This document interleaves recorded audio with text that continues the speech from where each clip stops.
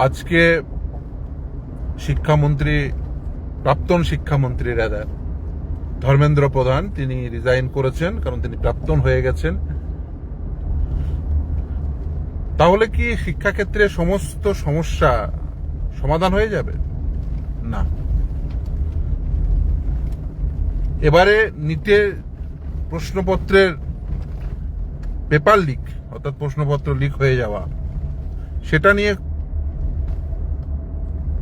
যারা পরীক্ষার্থী, যারা প্যারেন্ট, তাদের মধ্যে সাংঘাতিক অভিযোগ ছিল। তারা সত্যি সত্যি মর্মাহত ছিলেন এবং বারবার এই পেপার লিক হয়েছে। শুধুমাত্র নিটের নয়, ভারতবর্ষের এরকম প্রায় 150-র অধিক পরীক্ষায় গোটা ভারতবর্ষ জুড়ে পেপার লিক হয়েছে। ইভেন আজকেও ঘটেছে এই ঘটনা, পেপার লিকের ঘটনা। তাহলে কি এই যে রাগ জেনজিদের, তার আগের প্রজন্ম অর্থাৎ জেন ওয়াই বা মিলেনিয়াল, যেভাবেই বলুন না কেন, সেই প্রজন্মের সঙ্গে এই প্রজন্মের পার্থক্য কি? দেখুন, এই অর্থাৎ এর আগের প্রজন্ম এবং এই জেনজি, যারা এখন এই মুহূর্তে হয়তো পাস আউট হয়েছেন বা পড়াশোনা করছেন, জাস্ট পাস আউট হয়েছেন, শুধু ভারতবর্ষ না, ভারতবর্ষের বাইরে বিভিন্ন জায়গায় ছড়িয়ে পড়ছেন, তারা একটা গুরুত্বপূর্ণ চেঞ্জেস দেখছেন গোটা বিশ্বব্যাপী। সেটা কি? সেটা হচ্ছে গোটা বিশ্বে জুড়ে যেখানে ইকোনমি হয়তো, যেমন আরব দেশের ইকোনমি মূলত সেখানকার ওয়েল অর্থাৎ তেল, তার উপর নির্ভরশীল, কিন্তু তারাও মুভ করতে চাইছেন নলেজ বেস ইকোনমিতে। সেই জন্য বিশ্বের যত ভালো বিশ্ববিদ্যালয়, সেই বিশ্ববিদ্যালয়গুলোর ক্যাম্পাস ওপেন করার জন্য সেখানকার সরকার বিশ্বের সেই সমস্ত দেশগুলোকে এবং সেই সমস্ত দেশের বিশ্ববিদ্যালয়গুলোকে সেখানে নিয়ে আসছেন। বিশ্বের বেশিরভাগ দেশেই প্রাথমিক যে শিক্ষা, প্রাইমারি এডুকেশন, তার আমূল পরিবর্তন ঘটেছে। তারা প্রযুক্তি নির্ভর হয়েছে, ইনফ্রাস্ট্রাকচার ডেভেলপমেন্ট করেছে, এবং শুধু তাই না, লজিক্যাল ব্রেন তৈরি করার জন্য এবং কগনিটিভ ডেভেলপমেন্ট করার জন্য তারা অনেক কাজ করছে। কিন্তু ভারতবর্ষে এই সময়কালে এটা সত্য, ভারতবর্ষের শিক্ষাক্ষেত্রে আমূল পরিবর্তন আনার ক্ষেত্রে সেরকম দৃঢ় পদক্ষেপ হয়নি এবং যুগোপযোগী করার মতো কোনো দৃঢ় পদক্ষেপ হয়নি ভারতবর্ষে। এই মুহূর্তে আমি আজকে একটি পত্রিকা, এডুকেশন ওয়ার্ল্ড, সেটা দেখছিলাম। সেখানে অ্যাকর্ডিং টু দ্যাট ডাটা, প্রায় 10 লক্ষ সরকারি স্কুল এবং প্রায় 4.5 লক্ষের বেশি বেসরকারি স্কুল ভারতবর্ষ জুড়ে রয়েছে। তার মধ্যে গত 10 বছরে প্রায় 93,000 স্কুল সেটা বন্ধ হয়েছে, এবং আমার রাজ্যে সেটা 8,000। ভারতবর্ষে যেখানে শিক্ষার হার বাড়াতে হবে, সেক্ষেত্রে স্কুল বন্ধ হচ্ছে। বর্তমানে স্কুলের যে ইনফ্রাস্ট্রাকচার, সেই ইনফ্রাস্ট্রাকচার দুর্বিষহ। আপনি আজকে ডিজিটাল বোর্ডের কথা বলবেন, অনেক ভারতবর্ষের অনেক স্কুলে এখনো ব্ল্যাকবোর্ডই পৌঁছয়নি। হয়তো সব ক্লাসরুমে হয়তো ব্ল্যাকবোর্ড নেই, এরকম অনেক, বা ব্ল্যাকবোর্ড থাকলেও সেখানে শিক্ষক নেই। সিঙ্গেল টিচার স্কুল ভারতবর্ষে প্রচুর, এবং এই রাজ্যেও প্রচুর। এই যে পেপার লিক, একজন মন্ত্রীর পরিবর্তন হয়ে গেলেই কি শিক্ষাক্ষেত্রে আমূল পরিবর্তন হবে? না। শিক্ষাক্ষেত্রে আমূল পরিবর্তন করতে গেলে যেটা সর্বপ্রথম প্রয়োজন, সেটা হচ্ছে যুগোপযোগী একটি সিলেবাস তৈরি করা। এবং সেই, আমি নিশ্চিতভাবেই ইতিহাস পড়তে হবে না বা অন্য কিছু পড়তে হবে না সেই কথায় যাচ্ছি না, কিন্তু সেই বাবরের বাবা আকবরের ছেলে নিশ্চিতভাবেই সে ancient history, medieval history, modern history পড়বেন। কিন্তু সেই ancient history, modern history, medieval history পড়ার নতুন প্রযুক্তিগত তার প্ল্যাটফর্ম কি হতে পারে, কিভাবে পড়বেন, কিভাবে সহজে সেটা মনে রাখবেন, ক্রোনোলজিক্যালি মনে রাখবেন, বিশ্বের বিভিন্ন দেশে এই ইতিহাস কিভাবে পড়ানো হয়, সেখানে সেই সমস্ত জায়গায় নিয়ে গিয়ে দেখুন, আমাদের দেশের যে সকলের মানে আর্থিক অবস্থা একরকম তা তো নয়। আমাদের দেশে সংবিধান সংশোধনের রাইট টু এডুকেশন এসছে, রাইট টু এডুকেশন অ্যাক্ট এসছে। 6 থেকে 14 বছর বয়স্ক প্রতিটি শিশুকে সমগুণগত মানসম্পন্ন শিক্ষা প্রদান করতে হবে রাষ্ট্রকে বিনামূল্যে। আইনের বইয়ে লেখা আছে, কিন্তু বাস্তবে কি প্রয়োগ হয় আপনি আমি সকলেই জানি। রাইট টু এডুকেশন অ্যাক্টে বলা আছে সেকশন 12C, এই বেসরকারি স্কুলগুলোতে প্রায় 25% রিজার্ভ সিটের কথা বলা আছে। কিন্তু আপনি যদি দেখেন যে ভারতবর্ষের প্রতিটি স্কুলে, বিশেষ করে সরকারি স্কুলে, কি ইনফ্রাস্ট্রাকচার রয়েছে, পিটিআর রেশিও কি, এবং শুধু তাই না, আধুনিক শিক্ষার ক্ষেত্রে স্কুলগুলোতে কতগুলোতে কম্পিউটার ল্যাব রয়েছে, কতগুলো স্কুলে এআই, তো মানে ইভেন ভারতবর্ষের যে বেসরকারি স্কুল সেখানেও এআই শেখানো হয় না, যেখানে চায়না থেকে শুরু করে বিশ্বের অন্যান্য রাষ্ট্রে প্রাথমিক সরকারি প্রাথমিক স্কুলে শেখানো হয়। আজকের যুগের সাপেক্ষে যে শিক্ষা ব্যবস্থা, সেটা না থাকার ফলে শিক্ষান্তে যে কাজ, কর্মসংস্থান, সেটা পাওয়ার ক্ষেত্রে এই মিলেনিয়াল যেভাবে কাজ পেয়েছিল, যেভাবে কাজ দেখেছিল, আজকের যুগে দাঁড়িয়ে যখন এই জেনজিরা তারা পাস আউট হচ্ছেন বা পড়াশোনা করছেন, তারপরে শিক্ষান্তে যখন কাজের মার্কেট, তখন কিন্তু এই যে বিশ্বের অন্যান্য 5টা দেশের সঙ্গে তাকে কিন্তু কম্পিট করেই তাকে ওই কর্মসংস্থান পেতে হবে, তাকে কর্মনিশ্চয়তা তৈরি করতে হবে এবং তাকে কাজ পেতে হবে। বিশ্বের আর 5টা দেশ যখন শিক্ষাক্ষেত্রে এতটা এগিয়ে গেছে, তখন আমাদের দেশে কোথায় সরস্বতী নদী ছিল, যদিও সরস্বতী নদী আমার পশ্চিমবঙ্গেই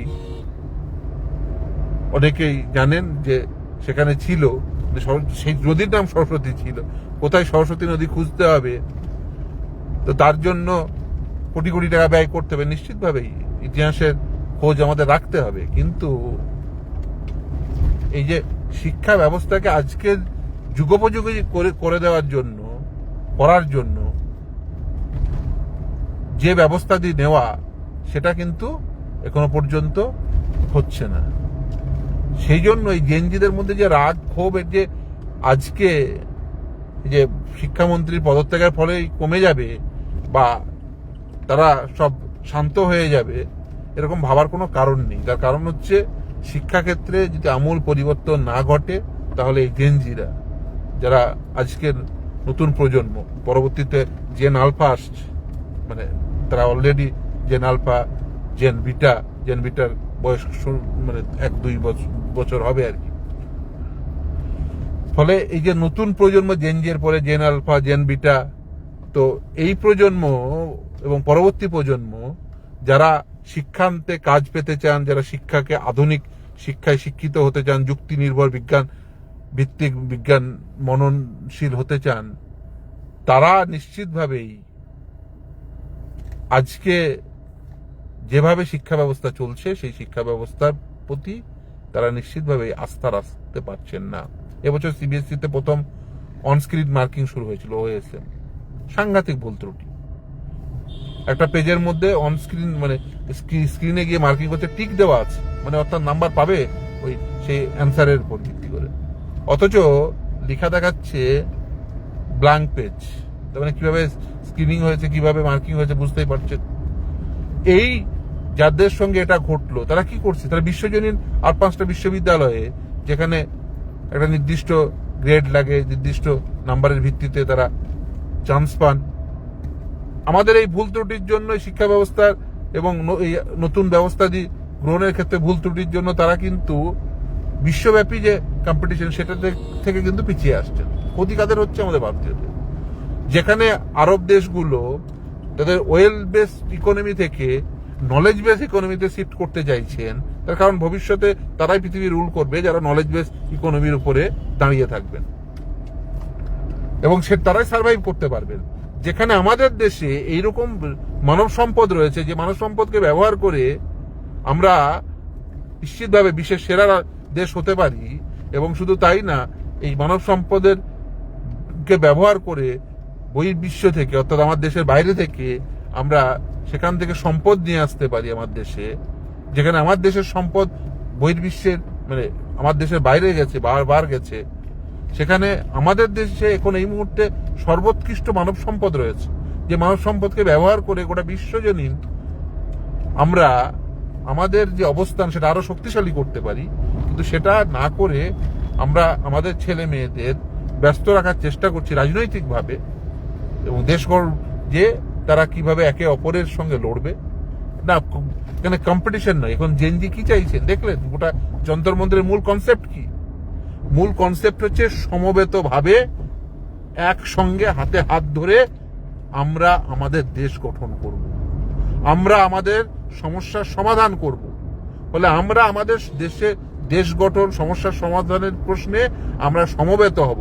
এই সমবেত হওয়ার প্রশ্নে যারা অন্তরায় হবে, জেনজি কিন্তু তাদের বিরুদ্ধেই লড়বে।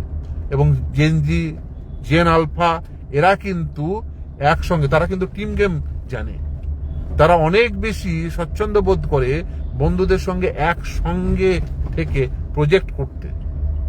এটা বুঝতে হবে। মানে এর আগের প্রজন্মের সঙ্গে এই প্রজন্মের পার্থক্যটা যদি কেউ না বুঝতে পারেন, কারণ আজকের কনসেপ্টটাই হচ্ছে অন্য। আপনাকে টিম বিল্ডিং, আজকের কনসেপ্টটা হচ্ছে হাতে হাত রেখে কাজ করা, আজকের কনসেপ্ট হচ্ছে প্রজেক্ট হিসেবে দেখা। ফলে আজকের আধুনিক শিক্ষা সেটা কিন্তু ওই যারা বিভেদকামী, বিচ্ছেদকামী তাদের বিরুদ্ধাচারণ করে। ফলে যারা রাজনৈতিকভাবে, সামাজিকভাবে যারা বিচ্ছিন্নতাবাদী বা বিভেদকামী, তাদের বিরুদ্ধে কিন্তু এই প্রজন্ম বা পরবর্তী প্রজন্ম বারবার গর্জে উঠবে। এবং এই শিক্ষা ব্যবস্থায় আমূল পরিবর্তন ছাড়া, যদি মনে করেন যে একজন শিক্ষামন্ত্রীর পদত্যাগের ফলেই শিক্ষা ব্যবস্থায় সব সমস্যার সমাধান হয়ে যাবে, না। আমার রাজ্যে কি হয়েছে? আমার রাজ্যে গত 15 বছর ধরে শিক্ষাকে পুরো লাটের তুলে দেওয়া হয়েছে, এবং শিক্ষাতে যে পরিমাণ দুর্নীতি হয়েছে সেটা অভাবনীয়। শুধু শিক্ষা ব্যবস্থায় দুর্নীতি না, মানে ওই নিয়োগের ক্ষেত্রে দুর্নীতি না।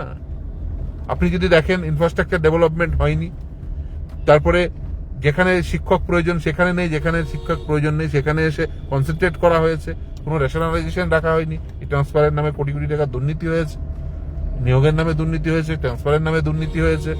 ফলে পুরো বিষয়টা জুড়ে একটা কালো ছায়া। আবার নতুন করে আবার এই অ্যাডমিনিস্ট্রেটিভ ট্রান্সফার হয়েছে, সেই নিয়ে আবার শিক্ষকরা আতঙ্কিত। সেটাও মানে এই কোনো কিছু না ভেবে শিক্ষকদের শুধুমাত্র অ্যাডমিনিস্ট্রেটিভ গ্রাউন্ডে ট্রান্সফার করে দেওয়া। তাদের সবাই আমাকে আজকেই ফোন করেছিলেন অনেক শিক্ষক যাদের এই হিয়ারিং আছে, আগামী সোমবার তাদের সব হিয়ারিং দিয়েছেন। ফলে সেই শিক্ষকরাও কিন্তু এটা বুঝতে হবে যে আমাদের দেশ কেন বিশ্বব্যাপী শিক্ষকদের মর্যাদা সর্বাধিক হওয়া উচিত। কিন্তু আমাদের দেশে ইন্ডিয়ান অ্যাডমিনিস্ট্রেটিভ সার্ভিস হয়েছে, আমাদের দেশে ইন্ডিয়ান রেভিনিউ সার্ভিস হয়েছে, ইন্ডিয়ান ফরেন সার্ভিস হয়েছে, সব সার্ভিস হয়েছে, কিন্তু এডুকেশন সার্ভিসের নেই তা নয়। আমাদের WBES আছে, ওয়েস্ট বেঙ্গল এডুকেশন সার্ভিস, যেগুলো সরকারি স্কুলে ওই PSCর মাধ্যমে নিয়োগ হয়, কিন্তু সেটা খাতে গোনা কয়েকটা। আমাদের একটা শক্তিশালী এডুকেশন সার্ভিস তৈরি করতে হবে, এবং শিক্ষকদের সেই বেতন দিতে হবে বা সেই পরিমাণ তাদের অ্যাট্রাকটিভ স্যালারি দিতে হবে, যাতে বেস্ট ব্রেন যাতে এই পুলে আসে এবং তারা শিক্ষক হিসেবে নিয়োগ নিতে উদ্বুদ্ধ হয়। এবং শিক্ষা ব্যবস্থায় শুধুমাত্র এই মানে একবার ওই কম্পিটিটিভ এক্সাম দিয়ে ঢুকলেন, তারপরেই এই পুরো বিষয়টি অ্যাজ ইট ইজ থাকবে, 60 বছর বয়স পর্যন্ত তুমি চাকরি করবে, বিষয়টা এরকম না রেখে প্রতিদিন নিজেদের ডেভেলপমেন্ট করার জন্য টাইম টু টাইম তাদের ট্রেনিং দিতে হবে। কারণ প্রতিদিন, আজকের যুগে দাঁড়িয়ে প্রতিদিন শিক্ষা ব্যবস্থায় আমূল পরিবর্তন ঘটছে, প্রতি ব্যবস্থায় আমূল পরিবর্তন ঘটছে। আজকে যে প্ল্যাটফর্মটি ইউজ হচ্ছে, আগামী 3 মাস পরে সেই প্ল্যাটফর্ম একেবারে অন্য রকম ভাবে দেখা যাচ্ছে। মানে বিশেষ করে এআই আসার পরে যেভাবে দ্রুত গোটা বিশ্বব্যাপী পরিবর্তন ঘটছে। আপনি জানেন না, আগামী দিনে এই যে গাড়িতে যাচ্ছি, এই গাড়ি কিভাবে চলবে, আগামী 5 বছর পরে এই গাড়ির সমস্ত কিছু, মানে গাড়ি আদৌ মানে এই যে সিস্টেম ইঞ্জিন প্রয়োজন হবে কি হবে না, কোন পদ্ধতিতে চলবে, হয়তো সেই ডেভেলপমেন্ট যদি আমার দেশ করতে পারে। তাহলে আমার দেশ যে জিনিস করার সুযোগ রয়েছে এই মেধাকে ব্যবহার করে, সেই সুযোগ আমরা নিচ্ছি না। রেদার আমাদের রাজনৈতিক উদ্দেশ্যে আমরা সাধারণ খুব ছোট্ট রাজনৈতিক কারণে আমাদের দেশের এই প্রজন্মের শিক্ষার্থীদের যে উন্নত মস্তিষ্ক সেটা ব্যবহার করছি না। আমরা স্বল্প লাভে, স্বল্প রাজনৈতিক স্বার্থে হয়তো কিছুদিন ক্ষমতায় বেশি থাকবে, কে ক্ষমতায় থাকবে না, এই কারণেই এই ছেলে মেয়েদের উজ্জ্বল ভবিষ্যৎ তৈরি করার ক্ষেত্রে অন্তরায় হয়ে যাচ্ছে স্বল্প বা ক্ষুদ্র রাজনৈতিক স্বার্থ। এই ছেলে মেয়েদের মধ্যে কেউ বিভাজন তৈরি করবেন না। এবং বিশেষ করে গতকাল গোটা দেশ জুড়ে আন্দোলন হয়েছে, কিন্তু কলকাতায় যেভাবে একটা আন্দোলনের মধ্যে যে ঘটনা ঘটেছে, বিশেষ করে কয়েকজন সাংবাদিককে যেভাবে আক্রমণ করা হয়েছে, সেটা একেবারে অনুচিত। আমার কিছু সাংবাদিক বন্ধু, তাদের আমি ব্যক্তিগতভাবে ফোনও করেছি, সুমন মহাপাত্র সহ বেশ কয়েকজন আক্রান্ত হয়েছে। তারা নিজেরা এক্সপিরিয়েন্স বলেছেন যে এদের চিনি না, তারা বিভিন্ন আন্দোলন কভার করেছেন। বিশেষ করে সুমন তো এই এসএসসি আন্দোলন তো মানে এক্সক্লুসিভ নিউজ করেছে, ওয়ান আফটার অ্যানাদার। আমি নিজে ব্যক্তিগতভাবে এসে অনেক আমার চেম্বারে এসে অনেক দিন নিয়ে গেছে এবং অত্যন্ত মানে ইনভেস্টিগেটিভ জার্নালিজম অত্যন্ত ভালো করে এবং এই ধরনের আন্দোলনে সরাসরি যুক্ত থাকে। মানে তারা চেনেন যে কোন আন্দোলনে কারা আসেন, অচেনা মুখ তারা এসে আক্রমণ করে দিচ্ছেন, তাতে আন্দোলনটা সেটাও ক্ষতিগ্রস্ত হয়, আন্দোলনের যে ভাবমূর্তি সেটা ক্ষতিগ্রস্ত হয়। আর গণতান্ত্রিক এই স্পেস থাকবে না কেন? থাকা উচিত এবং জেনজিদের মধ্যে তো সেটা রয়েছে। তারা একে অপরের মানে মতামতের ক্ষেত্রে তারা মতপার্থক্য থাকতে পারে, কিন্তু মনোপার্থক্য তাদের তৈরি হয় না এবং সেটাই স্বাভাবিক। গণতন্ত্র তো সেটাই স্বাভাবিক, মতপার্থক্য থাকবে, এক্সচেঞ্জ থাকবে, সেই এক্সচেঞ্জের ফলে আরো বেটার ওয়েতে নিজেকে রিপ্রেজেন্ট করা যাবে, ইভলভ ঘটবে।